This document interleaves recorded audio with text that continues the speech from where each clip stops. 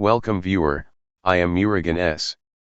This video tutorial describes how to adjust camera settings in Windows 11.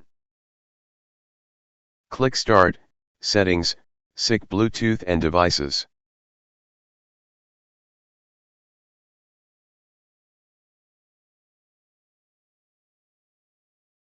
Click Connected Camera.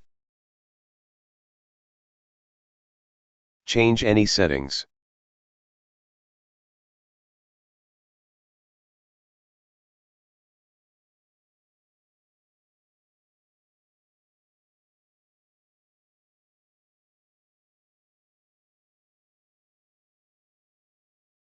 Click Reset Settings to default settings.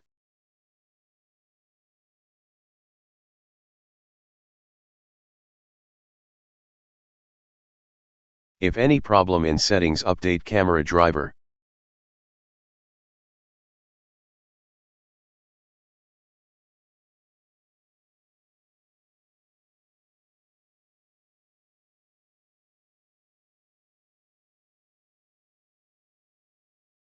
I hope this video tutorial helps to you.